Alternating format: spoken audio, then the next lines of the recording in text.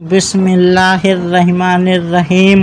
سیدنا ابراہیم خلیل اللہ کا عقیدہ توحید مشرکانہ عقائد سے متعفن کھڑا ہوا ماحول میں ایک جابر اور قاہر حکمران نمرود بن کنعان کے دور میں اللہ تعالیٰ نے سیدنا ابراہیم خلیل اللہ علیہ السلام کو پیدا فرمایا اور انہیں ایسا ذہن رسا مرحمت فرمایا جس نے آپ کے گم کردہ راہ اہل وطن کے جھوٹے معبودوں کا طلسم توڑ دیا۔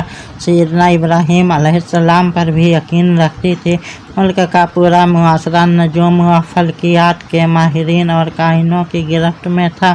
انہوں نے آفتاب و ماہتاب اور دیگر اجرام سماوی کی قوت نفع و ضرر اور کارخانۂ ہستی میں ان کی تسخیری توانائی کا باطل عقیدہ اسی طرح راسخ کر دیا تھا کہ نظام حیات و کائنات میں ان کی اثر آفرینی کے یقین نے مادہ پرست قوم کے دل و دماغ کو مخلوقیت کے دائرے سے خارج کر کے خالقیت کے درجہ پر فائز کر دیا تھا۔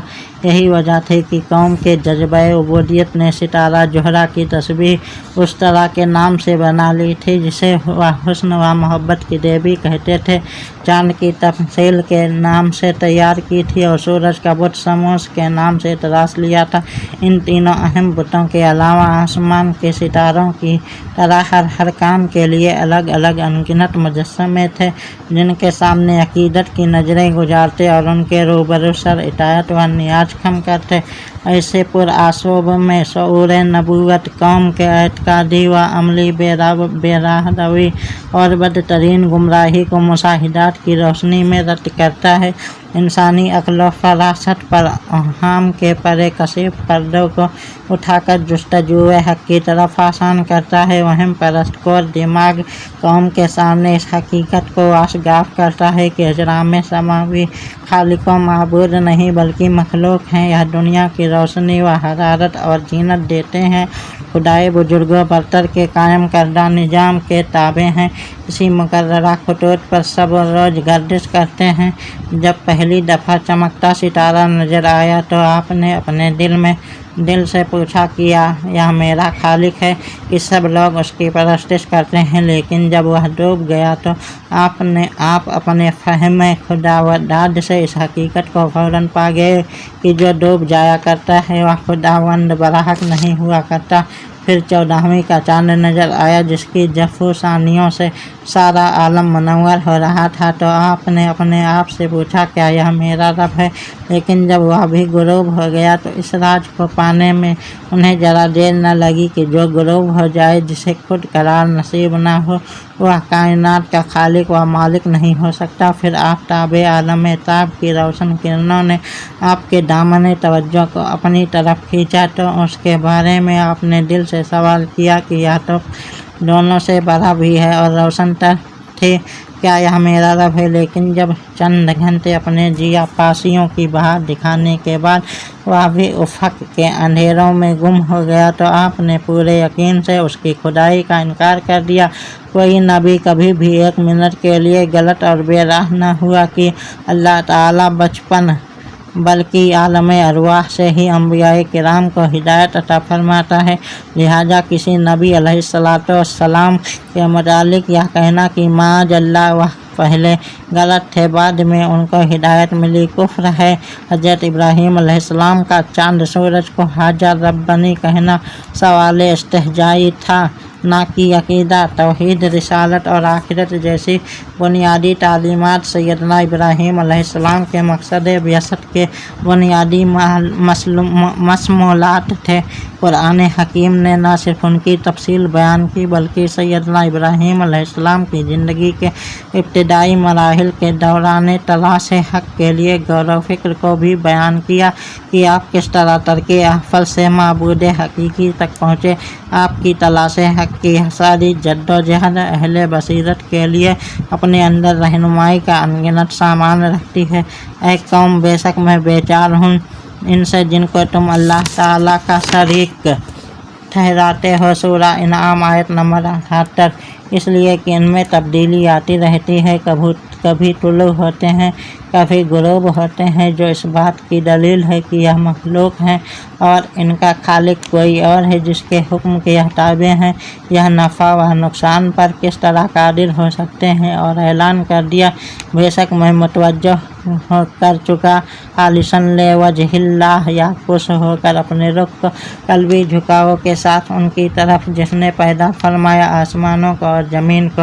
حالت یہ ہے کہ اب میں سب باطل دینوں کی طرف مائل ہوں، دین توحید کی طرف۔ انعام آیت نمبر 79۔ تفسیر اشرفی رخ یا چہرہ کا ذکر اس لیے کیا ہے کہ چہرے سے ہی انسان کی اصل شناخت ہوتی ہے، مراد اس سے شخص ہی ہوتا ہے۔ مطلب یہ ہے کہ میری عبادت اور توحید سے مقصود اللہ تعالیٰ ہے جو آسمان و زمین کا خالق ہے۔ سیدنا ابراہیم علیہ السلام ہر باطل دین سے الگ اور خالص مسلمان تھے، شرک سے بیزار اور مشرکین سے اپنا منہ موڑ چکے تھے۔ اب اگر وہ اپنے والدین کی مغفرت کے لیے دعا فرما رہے ہوں تو یقیناً ہمیں ماننا واجب ہو جائے گا کہ وہ مسلمان ہوں گے۔ یہاں یہ بھی ثابت ہو گیا کہ آجر آپ کا چچا تھا اور تارک ہی آپ کے والد تھے۔ اے ہمارے رب مجھے بخش دے اور میرے ماں باپ کو اور سب مسلمانوں کو جس دن حساب قائم ہوگا۔ ابراہیم آیت نمبر 41۔ سیدنا ابراہیم علیہ السلام کی یہ دعا آجر کی موت کے بہت بعد ہے، لہذا یہ دعا آجر کے لیے نہیں بلکہ تارک کے لیے ہے۔ اس دعا کی تردید کا ذکر نہیں، معلوم ہوا کہ یہ دعا رد نہیں ہوئی بلکہ قبول ہوئی، ان کی بخشش ہو گئی۔ میرا خدا تو وہ ہے جو ان تمام انوار کے سرچشموں کو پیدا کرنے والا اور ان کو ردائے نور پہنانے والا ہے۔ قوم کا یہ بتانا مقصود تھا کہ یہ ابرام فلکی یعنی چمکنے والے ستارے نہ تو معبود بننے کی صلاحیت رکھتے ہیں اور نہ ہی اللہ تعالیٰ کے ساتھ شریک بننے کی، بلکہ اللہ تعالیٰ خالق کائنات جبکہ وہ مخلوق محتاج پرورش، مصنوع، مدبر اور مسخر ہیں، کبھی چمکنا شروع کر دیتے ہیں اور کبھی نگاہوں سے اوجھل ہو جاتے ہیں، بلکہ اس جہاں سے پناہ ہو جاتے ہیں۔ اللہ تعالیٰ کی ذات سے کوئی چیز بھی پناہ و مخفی نہیں ہوتی، جہاں والوں کی نظروں سے مخفی چیز بھی ذات الہی سے پوشیدہ نہیں ہوتی، بلکہ وہ ذات دائم باقی اور لاجوال ہے، نہ تو اس کے سوا کوئی معبود ہے اور نہ ہی اس کا کوئی پالنہار۔ سیدنا ابراہیم خلیل اللہ علیہ السلام انبیاء کرام علیہم السلام میں نہایت جلالت شان کے حامل پیغمبر ہیں۔ آپ کو نہ صرف جد الانبیاء ہونے کا شرف حاصل ہے بلکہ آپ کے اکثر مسائل اور عبادت کو رب نے امت محمدی کے لیے بھی لازمی قرار کر دیا۔ آپ کے مقصد بعثت کی جامعیت و ہمگیریت کا حامل ہونے کی طرف آپ کی شخصیت بھی جامع اوصاف سے متصف ہے کہ آپ کے نہ صرف عقائد، عبادات اور احوال حیات کے باب میں اصلاح کی مساعی فرمائی بلکہ اپنے دین، اپنے دور کی اقوام و ملل کے دنیاوی احوال کی درستگی اور ان کی دنیاوی و اخروی فلاح بھی آپ کا مطمع نظر رہا۔ جب آپ کو قوم لوط پر عذاب کے نزول کا علم ہوا تو آپ عذاب کے لیے آنے والے فرشتوں سے گفتگو کرنے لگے کہ اسی طرح قوم لوط سے عذاب ٹل جائے اور انہیں اصلاح احوال کا ایک اور موقع مل جائے۔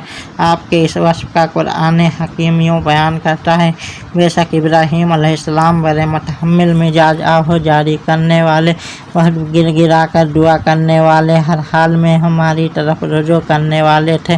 بے شک ابراہیم بڑے پروقار، رفیق القلب، نرم دل اور ہر وقت خدا کی طرف رجوع کرنے والے تھے۔ سورہ ہود آیت نمبر 75۔ حلیم کہتے ہیں بردباری کو جو بدی کرنے والے سے انتقام لینے میں جلدی نہ کرے۔ اواہ کہتے ہیں جو دوسرے لوگوں کو غمخواری میں آہ طلب رہے۔ منیب کہتے ہیں جو ہر وقت دل و جان سے اپنے رب کی طرف راغب رہے۔ امام بیہقی نے شعائب الایمان میں حضرت حسن علیہ السلام سے اسی آیت کے تحت یہ بیان کیا ہے کہ سیدنا ابراہیم علیہ السلام اس طرح تھے کہ انہوں نے جب کوئی بات کی تو اللہ تعالیٰ کی رضا کے لیے کی، جب کوئی عمل کیا تو اللہ تعالیٰ کی خوشنودی کے لیے کیا اور جب نیت کی تو خالص اللہ تعالیٰ کے لیے کی۔ ابو الانبیاء جد المصطفیٰ سیدنا ابراہیم علیہ السلام نے گھر کی چہار دیواری سے نکال کر پوری قوم کے جلالت و گمراہی سے نکال کر دین حنیف کے صالح افکار व अकायद की रोशनी में अल्लाह ताला की इबादत की दावत दी है। और इब्राहीम को याद करो जब आपने अपनी कौम से फरमाया कि अल्लाह ताला की इबादत करो और उससे डरो, इसमें तुम्हारा भला है अगर तुम हकीकत जानते हो। तुम अल्लाह ताला के सिवा बुतों को पूजते हो और नीरा झूठ गढ़ते हो। बेशक वह जिन्हें तुम अल्लाह ताला के सिवा पूजते हो तुम्हारी रोजी के कुछ मालिक नहीं, तो अल्लाह ताला के पास रिज़्क ढूंढो और उसकी बंदगी करो और उसका एहसान मानो, तुम्हें उसकी तरफ फिरना है। अनकबूत आयत नंबर 16-17। यहाँ बुत परस्त कौम की एक मखसूस जहनीत को वाज़ेह किया जा रहा है कि उन्होंने पत्थरों और मुख्तलिफ धातुओं से बने हुए उन बुतों को जो खुदा बनाकर रखा था, तो उसकी वजह से यह न थी कि वह बुत उन्हें राह हिदायत पर चलने की तलकीन करते थे, उन्हें बुराइयों से रोकते थे या उनके मुआशरे को फिस्क व फजूर से पाक करने के उसूल बताते थे, या उनकी रूहानी क़ुव्वतें उनकी तवज्जो से नस्वा नुमा पाती थी। इनमें से कोई चीज़ भी उन्हें इन बुतों से हासिल नहीं होती थी। और सच तो यह है कि इन चीज़ों की उनकी नज़रों में कोई अहमियत भी न थी और न उनकी तलब का उलवला उनके दिलों में कभी पैदा हुआ था। उनके सामने दौलत का हुसूल ही मकसद हयात बनकर रह गया था। वह बुतों के सामने इसलिए आकर माथा टेकते, उनकी पूजा करते, उनके भजन गाते कि उनकी कारोबारी तरक्की करे, उनकी दौलत में इजाफा करे। इसलिए उनकी जहनी सतह के मुताबिक उन्हें समझाया जा रहा है कि जिस रिज़्क़ के लिए तुम उनके चरणों में आकर सरों को झुकाते हो उनके पास तो उसका एक दाना तक नहीं। यह बेचारे अंधे बहरे बेजान मुजस्समे तुम्हें कुछ भी नहीं दे सकते। अगर सिर्फ दौलत की ही तलब है तो खुदावंद की बारगाहे अजमत में हाजिर होकर दामन फैलाओ, जिसके पास रिज़्क़ के खजाने भरे पड़े हैं और जो बड़ा सखी और करीम है, जिसकी शान करीमी गवारा ही नहीं करती कि कोई खाली हाथ उसके सामने उठाए और वह उन्हें यूं ही खाली वापस कर दे। जो कुछ तुम्हारे पास फ़िलहाल मौजूद है वह भी रब्बे करीम की अता है, और मज़ीद कुछ लेना है तो उसी से मांगो, वही देगा। अल्लाह ताला की इबादत करो और मकाम अब्दियत की रफ़अतों तक रसाई हासिल करने की कोशिश करो। इसी में इंसानी अजमत का राज मुजमर है। वही कमाल इंसानियत है कि इंसान अपनी हकीकत को समझ ले और अल्लाह ताला का फरमान उसे हासिल हो जाए। ऐ खुदा फरामोशो, कहाँ मारे फिर रहे हो। उसने बिन मांगे जिन गिरा बहा नेमतों, ज़िंदगी, सेहत वगैरह से तुम्हें सरफराज फरमाया है, उसका शुक्रिया अदा करो और इन नेमतों से भी आला नेमतों के खजाने तुम्हारे लिए खोल देगा। अगर उम्र भर उस अपने माबूदे बरहक से मुँहरे रहे और दुनिया की फ़ानी लज्जतों के हुसूल में ही रहे तो याद रखो तुम्हें एक दिन उसके हुजूर में पेश किया जाएगा। उस दिन तुम्हें मालूम होगा कि अल्लाह ताला के पैगम्बर जो फरमाया करते थे वही सच था। जमाना जाहिलियत के मुशरिकीन अपने बुतों को अल्लाह और माबूद यकीन करते थे। अगर आज भी कोई किसी को अल्लाह और माबूद समझे, खा हुआ बुत हो, दरख्त हो या दरिया हो, इंसान हो या अजराम समावी में से कोई चीज़, वह मुशरिक है और दायरे इस्लाम से खारिज। आज हर इस मुसलमान को जिसके दिल में अल्लाह ताला के महबूब करीम सल्लल्लाहु अलैहि वसल्लम की मोहब्बत हो, औलियाए किराम से अक़ीदत हो, उसका मुशरिक कहना एक फ़ैसक बन गया है। कुरानी आयात में गौर करने से हमें कुफ़ार के अक़ायद पर पूरी तरह वाक़फ़ियत हासिल होती है। वह क़यामत के मुनकिर थे, वह अपने बुतों को अल्लाह और माबूद यकीन करते थे, अल्लाह ताला की वहदानियत का इनकार करते थे। वह नबी करीम सल्लल्लाहु अलैहि वसल्लम की जनाब पाक में गुस्ताखी करते थे। शायर और मजनू कहते थे, जो लोग खामखा मुसलमानों पर शिर्क के फतवे लगाते हैं और उनके मुतालिक यह तहमत लगाते हैं कि भी वही अक़ायद हैं जो मुशरिकीन मक्का और कुफ़ार अरब के थे। वह कुरानी आयत है जो मुशरिकीन मक्का और कुरानी आयत में बार बार गौर करें, खुदा करे उन्हें अपनी इस ज़्यादती का एहसास हो जाए। मुसलमानों को सिर्फ शिर्क साबित करने के लिए जो वक्त फरमाया और इल्मी काबिलियत जाया कर रहे हों उसे वह मुशरिकों, मुल्हिदों और दहरियों का मुशर्रफ व इस्लाम करने में खर्च करें। नाम निहाद अहले हदीस गैर मुक़ल्लिदीन के यहाँ तौहीद के मायने हैं अंबिया की तौहीन, हुब्बे अली के मायने हैं बुग़्ज़े सहाबा किराम। यह तौहीद शैतानी तौहीद है। उसने सैयदना आदम अलैहिस्सलाम की अज़मत से इनकार किया, अकड़ गया और उखाड़ गया। इस्लामी तौहीद है कि अल्लाह ताला को एक जानना, उसके महबूबों की इज्जत करना, जिसकी तालीम है ला इलाहा इल्लल्लाह मुहम्मदुर रसूलुल्लाह। पहले जुज़ में अल्लाह की वहदानियत का इकरार है, दूसरे में अज़मत मुस्तफ़ा का इजहार। नाम निहाद अहले हदीस की ज़हनी व फ़िक्री खबासत और बदअक़ीदगी इतनी पस्त है कि वह समझे बेसमझे वह तमाम आयात कुरानी जो मुशरिकीन मक्का और कुफ़ार अरब के हक़ में नाजिल हुई मुसलमानों पर चस्पा कर देते हैं और बुतों से मुताल्लिक़ आयात को अंबिया व औलिया के हक़ में आयत कर देते हैं। हुज़ूर नबी करीम सल्लल्लाहु अलैहि वसल्लम का यह फरमान याद रहे कि या खौफ नहीं कि तुम हमारे बाद शिर्क में मुब्तला होगे। अल्लाह ताला मेरी उम्मत को गुमराही पर मुत्तफ़िक ना होने देगा। अक्सरियत पर अल्लाह का दस्ते करम है। जो जमात से अलग रहा वह दोज़ख में अलग ही जाएगा।